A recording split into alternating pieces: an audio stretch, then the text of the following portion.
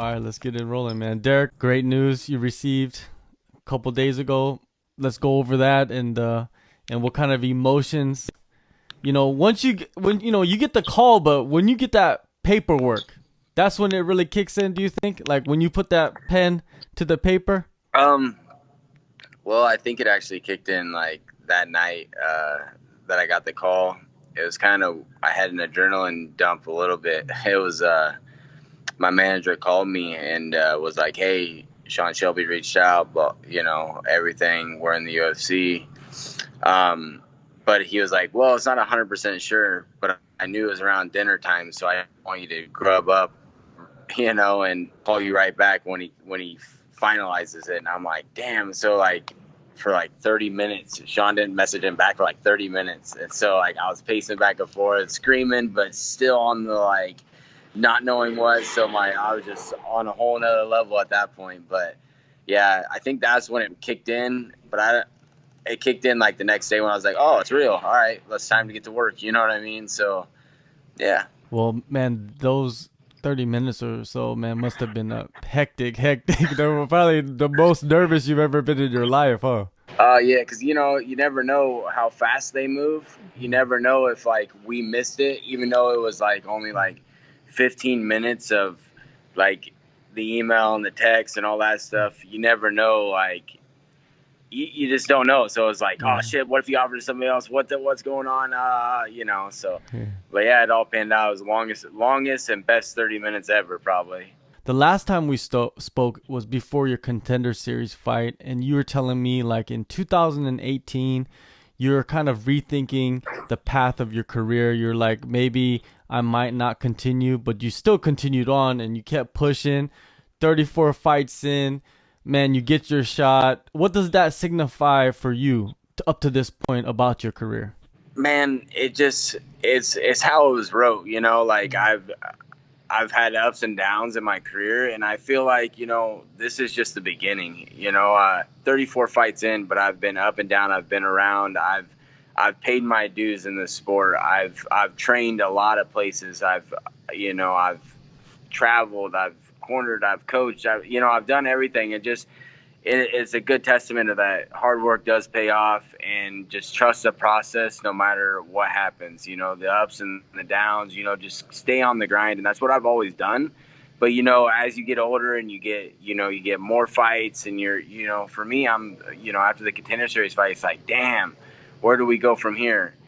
And, you're in that phase. I was in that phase for like a few days, and then I called my manager. I'm like, oh, what are we going to do? Let's go. Let's find the next opponent. And you just never know what's going to happen. But then my first fight after the Contender Series, I fought Terrence McKinney, who also fought on that. I finished him pretty quick, and so I was like, all right, they know I belong there. So yeah. After that Contender Series fight, was it like, I'm just gonna fight anybody? Because it's like, Yeah. I just need to snatch it up. I just need to get as many wins in a row as possible because they know who I am now because I was on the Contender Series.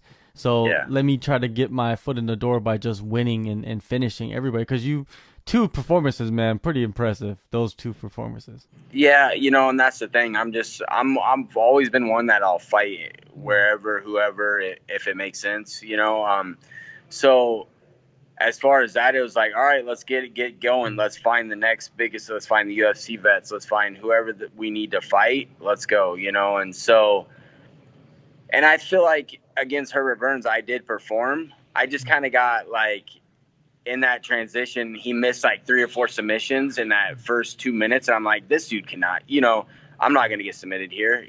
And so I played around in his guard a little too much, and that's pretty much what happened. It was a simple mistake by me, but I feel like I performed in that fight, and so I feel like it was a little bit of showing that I belong and I come to fight. I think a lot of people forget that you're only 29 years old, man. It's not like you're like 39 years old because people think like if you have a lot of fights, you must be this certain age, which is Yeah. completely untrue. There's a lot of guys.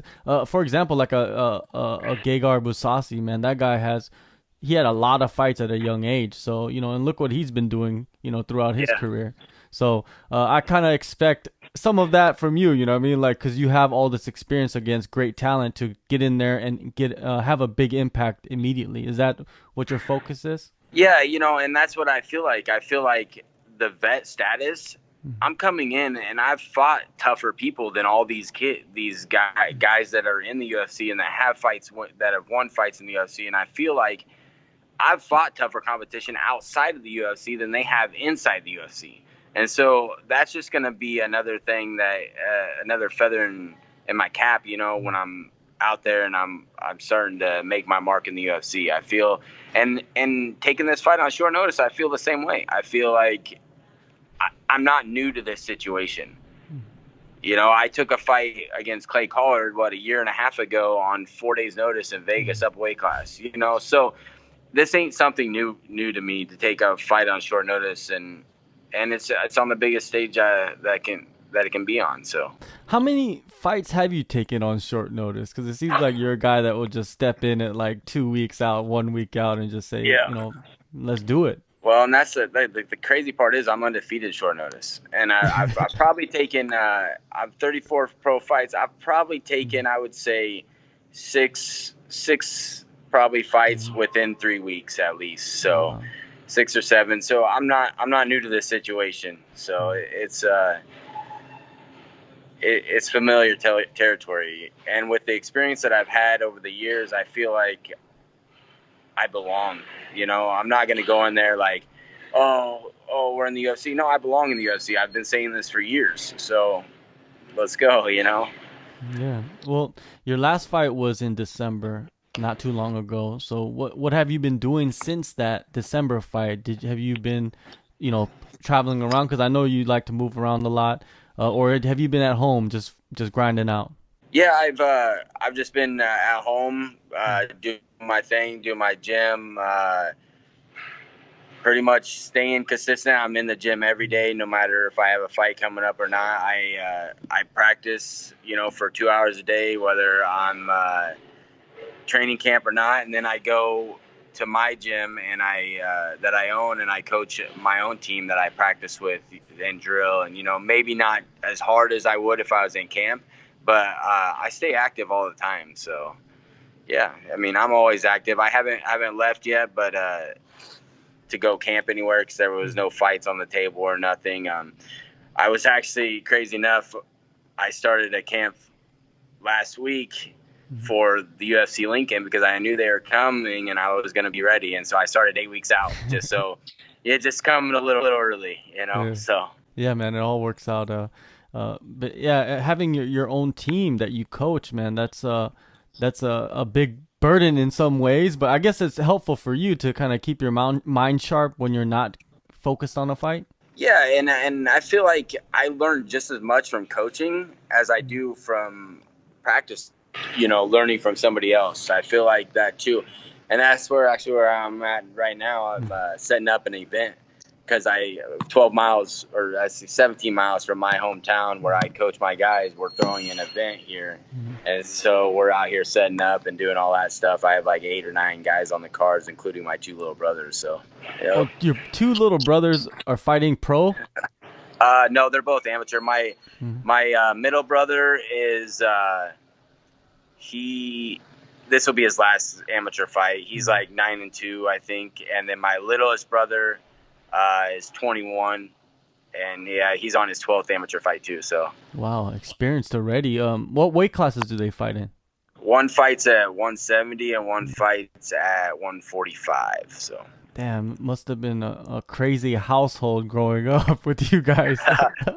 Yeah, it is. I mean, it's one of those things that, it's crazy. Like the middle brother, I never would have thought in a million years he would have been fighting, but he came to my gym just to do boot camps and lose some weight because he's got a couple kids and he wanted to be in shape and all that. He came in and he's 6'4", and he started losing all the weight, and his work schedule didn't allow him to come anymore in the morning. And so I was like, hey, just come to MMA practice. He's like, oh, no. I'm like, you don't have to fight. And so a couple months went by. I'm like, just take a fight. And so he did, and he fell in love with it. That's about how it happens with everybody. So, yeah. Oh, man. Well, you guys are on a great path, all 3 of you now. February 29th, we're a week out. We're talking about your next fight. Your opponent is Grant Dawson. He has 2 fights in the UFC. He's won both. Have you went back and looked at those fights, or did you watch them live? You know, because some fighters they're just watching the Yeah, UFC every week, anyways. yeah, I watch him live. The thing with Grant is Grant grew up on the regional scene that I grew up on. He's from Lincoln, Nebraska. So I've watched Grant countless of times, and so yeah, it's one of those things. I've watched him fight. I know what he's gonna do. I know how he fights. It's nothing gonna go out there and surprise me. The kid's good, and but I've watched him. I've watched probably every one of his fights, honestly, because my manager's show is where he's fought countless of times. So yeah, I mean, he fought Julian Erosa, who's one of my teammates out in Vegas. I watched that one. So yeah, there's nothing special that's gonna happen out there. So Yeah, that's kind of that's unusual in some ways because usually guys when they're fighting each other when they step into the UFC, they're from like another country or from totally opposite side of the country or something like that. But you guys are from the same area, but you guys are going to Virginia to fight.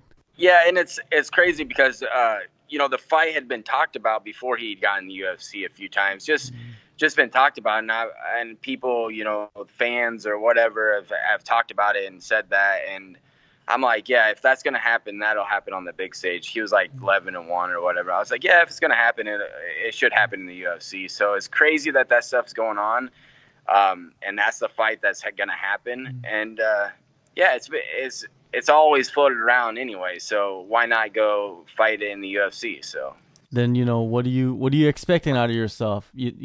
First, second round submission. That's kind of like your go-to, right? hey, man, right now I'm just gonna go out there and I'm gonna perform. I'm gonna go out there, and a lot of people will be surprised when I go out there and I'm showing up to fight and I'm showing up to win. I'm gonna go in there and get my hand raised on 10 days notice. So I feel like it's gonna surprise a lot of people because I feel like everybody sees he's 14-1. He's got submissions. He's a good grappler, but people don't know you until you're on that stage and really talk about you. So I think I'm going to surprise a lot of people come next week. All right, man. Well, next week, February 29th, UFC on ESPN Plus 27, Norfolk, Virginia, USA.